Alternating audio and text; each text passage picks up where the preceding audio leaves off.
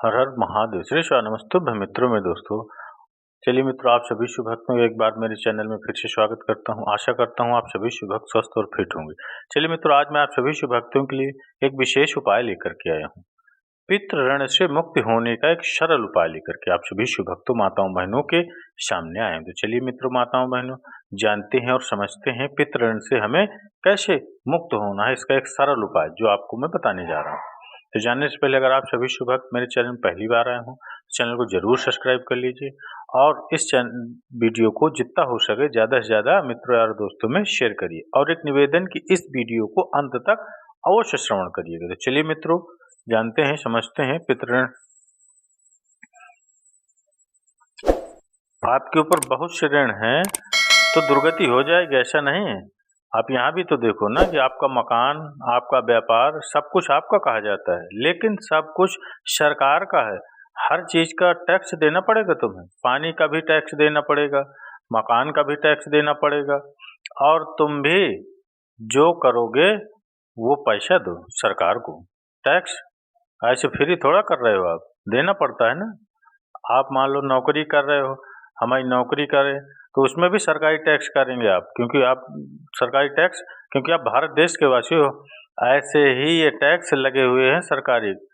ऐसे ही मातृ ऋण, पितृ ऋण, ऋषि ऋण, ये टैक्स है। ऐसा नहीं कि तुम कमा खाओ और इसके बाद मर जाओ तो स्वर्ग मिलेगा। टैक्स चुकाओ। ये मनुष्य शरीर मिला है, इन ऋणों से मुक्त हो। अगर नहीं हुए तो भी तुम्हें दुर्गति होगी।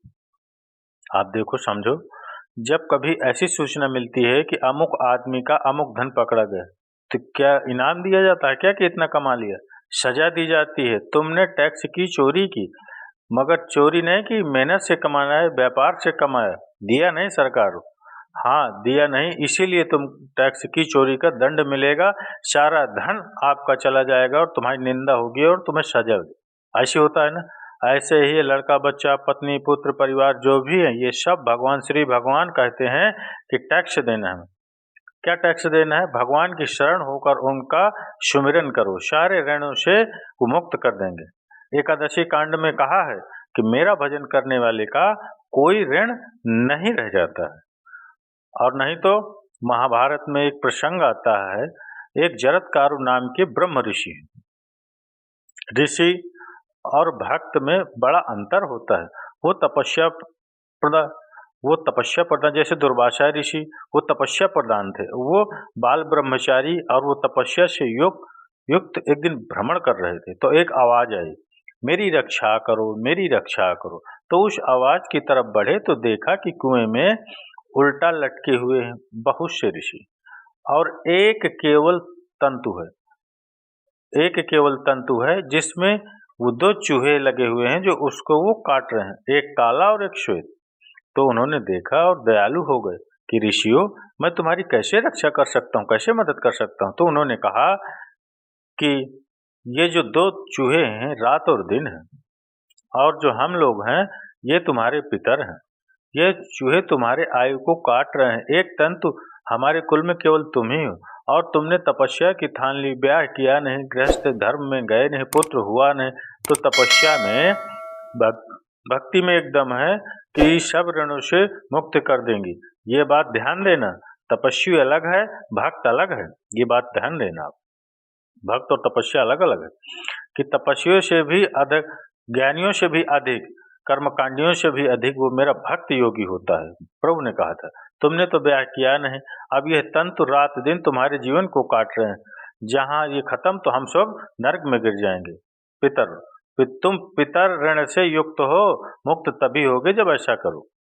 वो दृश्य खत्म, अब वो अंतर ध्यान हो गया। अब वो बड़े दुखी हुए कि अब क्या किया जाए, क्या करे। तो उन्होंने मन में निश्चय किया कि ब्याह तो करूंगा, पितरों के उद्धार के लिए। इतने बड़े तपस्वी हैं घृतकारु जी, बड़ी महिमा है। लेकिन बात यहाँ फंस गई पितर ऋण में। पितृ, उन्होंने मन में निश्चय किया कि कोई आके अपनी कन्या दे दे और उसका भी नाम जगतकार हो। मैं बिल्कुल भरत पोषण नहीं करूंगा और कभी हमसे कोई प्रश्न ना करें। ऐसे अगर कोई कन्या देगा तो मैं उसको स्वीकार कर लूंगा। अब ऐसे न नगर जाना है, न किसी से बात करनी है, तो वृक्षों से कहते हैं अपने पितरों के उद्धार के लिए मैं चाहता हूँ कि कोई पानी ग्रहण संस्कार करा दे, कोई हमारे नाम की कन्या को दे दे। और ऐसा ऐसा व्रत है। ऐसा ही बोल रहे थे कि वासुकी नाग उपस्थित हो गए और उनकी बहन का नाम भी जगतकारु था। उन्होंने कहा, सुनिए महाराज, मैं नागराज वासुकी हूँ, सब देव रूप में, सांप नहीं, देव रूप में, सुंदर कन्या जगतकार। बोले, ये कन्या मैं आपको समर्पित करता हूँ। हमारा सौभाग्य होगा कि आप जैसा महर्षि हमारे बहन का पति बने, इसका भी नाम जगतकार हो। और आपकी जो इच्छा है कि मैं भरण पोषण नहीं करूँगा, तो मेरे पास संपूर्ण वैभव है, आप भी पधारिए, मैं आपका भी भरण पोषण करूँगा, अपनी बहन का भी करूँगा। तीसरी बात, मेरी बहन इतनी शास्त्र सम्मत आराधना से युक्त है कि वो कभी आपसे प्रश्न ही नहीं करेगी। तो उनका स्वीकार है। उन्होंने कहा स्वीकार है। चले गए। काफी समय तक उनके महल में रहे। एक दिन जगतकार अपनी जगतकारु पत्नी की गोद में सर रखकर ऐसे लेटे हुए थे और सो गए सर रखकर। तो वो शास्त्रज्ञ थी, संध्या का काल था। संध्या काल में निषेध है, मैथुन करना, भोजन करना और स्वाध्याय करना, ये सब संध्या काल में बस भगवत स्मरण पर है। लेकिन हमारे यहाँ महारानी जी की संध्या आरती भोग लगने के बाद, इसलिए वृंदावन धाम, इसीलिए इसका कोई वेदों से भी उठी हुई रसो उपासना, ये महल है। ये जगत सिद्धांत नहीं है, ये जगदीश का भी सिद्धांत नहीं है, यह प्रेम सिद्धांत है। वृंदावन नित्य विहारव। शाम को वहाँ भोग लगता है, तो सिद्धांत है, आंख मूंद करके या तो गायत्री जप या चुपचाप गुरु मंत्र जो शांत दिया है वो शांत भाव से जप। अब वो इस चिंता में थे कि मेरे पति का धर्म जा रहा है, और मैंने आज तक कुछ बोला नहीं। आज तक अगर बोलती हूँ तो हो सकता है ये नाराज हो जाएं और ये छोड़कर चले जाएं। अगर मुझे छोड़ देते हैं, उनका धर्म बचता है, तो ये ठीक बात रहेगी। कितनी विवेकवान है। अगर ये सोते रह गए और सूर्यास्त अचल को चला गया, तो इनका धर्म लुप्त हो जाएगा, और ये मैं होने नहीं दूंगी। अपने पति का धर्म लुप्त नहीं होने दूंगी। तो उस समय केवल एक लंगोटी लगाकर ही रहते थे वहां पर।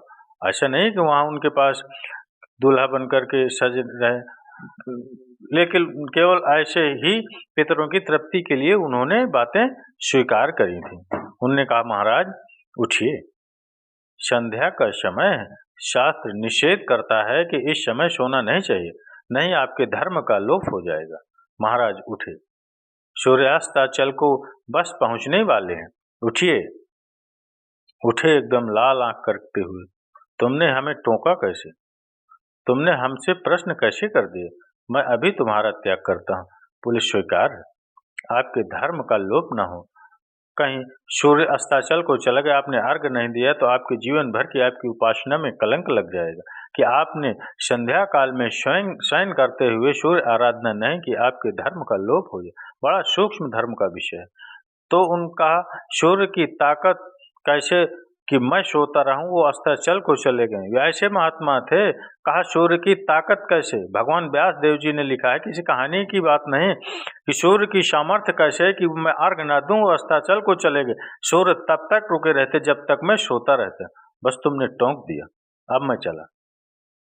जब चले तो उन्होंने कहा कि हमारे ग्रस्त धर्म का जो फल होता है, आपके पानी ग्रहण स्वीकार का जो फल होता है, उसको बिना दिए आप कैसे चले जा रहे हैं? उनका आस्तिक वो है, और चले गए। उसी से आस्तिक मुनि का प्रादुर्भाव हुआ, और उन्होंने बड़ा चरित्र है, तो उन्होंने आस्तिक, तो उसी से नाम रखा आस्तिक। आस्तिक जन्मा, उन्होंने अजन्मे की यज्ञ को बंद किया। आप सोचो एक पितर की तृप्ति के लिए उन्होंने ये सब उनको करना पड़ा। और श्री हरिशरणम और निरंतर भजन और मातृ ऋण, पितृ ऋण, देव ऋण, ऋषि ऋण, सब ऋणों से उपासक मुक्त होकर के परम धाम को जाता है। एकमात्र भगवत आश्रय। पर ये मूढ़ जन इस बात को नहीं जान पाते हैं।